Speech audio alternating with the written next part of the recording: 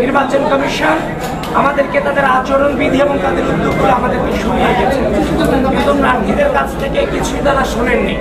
তবে দুটো জিনিসের বিষয়ে আমরা একটু আপনাদেরকে সচেতন করতে চাই আপনাদের মধ্য দিয়ে। সেটা হচ্ছে, আপনারা জানেন যে ভোট কেন্দ্রের সংখ্যা কিন্তু মাত্র 8টি ভোট কেন্দ্র। এই 8টি ভোট কেন্দ্র আপনারা জানেন যে আমাদের প্রায় 40,000 ভোটার। যদি একজন প্রায় 41টি ভোট দিতে হবে, সেন্ট্রাল এবং হল সংসদ মিলিয়ে, ডাকসু এবং হল সংসদ মিলিয়ে প্রায় 41টি ভোট দিতে হবে।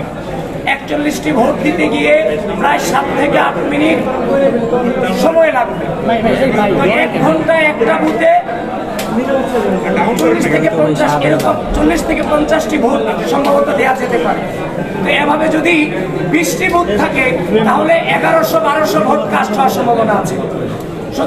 সুতরাং বর্তমান যে প্রেক্ষাপট, এই প্রেক্ষাপটে এই 8টি ভোট কেন্দ্রের মধ্য দিয়ে কোনোভাবে 40,000 স্টুডেন্টের ভোট কাস্টিং কোনোভাবেই সম্ভব নয়।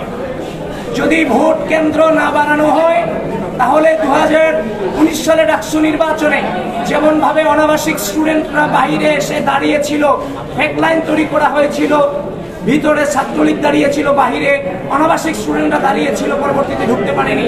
কিন্তু এবার রিয়েল লাইন হয়েও অনাবাসিক স্টুডেন্ট কিন্তু দেরিতে যারা আসবে তারা ভোট কেন্দ্র হয়তো বা নিজেদের ভোটটা প্রয়োগ করতে পারবে না। এই জন্য বিশ্ববিদ্যালয় প্রশাসন কমিশনকে আমি আহ্বান করছি, ভোটাধিকার প্রয়োগ নিশ্চিত করার স্বার্থে অতি দ্রুত ভোট কেন্দ্র বাড়ানো হোক। তারপর হচ্ছে যে আরেকটা কনসার্ন, সেটা হচ্ছে যে ঢাকা বিশ্ববিদ্যালয়ের শিক্ষার্থী সংসদ তারা তাদের নাম পরিবর্তন করে শুধুমাত্র শিক্ষার্থী সংসদ এই নামে তারা তাদের গ্রুপ জারি রেখেছে, যেটা বিটিআরসিতে নির্বাচন কমিশন বিশ্ববিদ্যালয় প্রশাসন চিঠি দিয়ে এগুলোকে বন্ধের আবেদন জানিয়েছেন।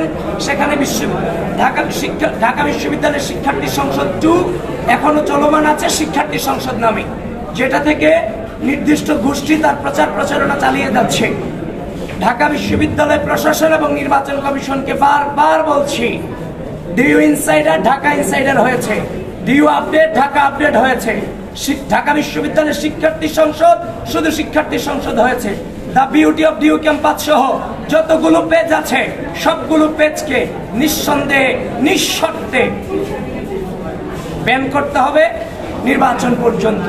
নতুবা এগুলো দিয়ে আমরা ঘৃণা যে ছড়াচ্ছে এই গ্রুপগুলো দিয়ে আমরা আশঙ্কা করছি লেভেল প্লেইং ফিল্ড এবং নির্বাচনের মাঠকে নষ্ট করার একটা সময় সম্ভাবনা আছে।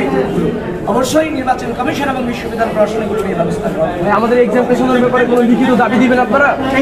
আর আরেকটা কথা, বিশ্ববিদ্যালয় তারা আমাদেরকে জানিয়েছে যে মেট্রো বন্ধ থাকবে বিশ্ববিদ্যালয়ে।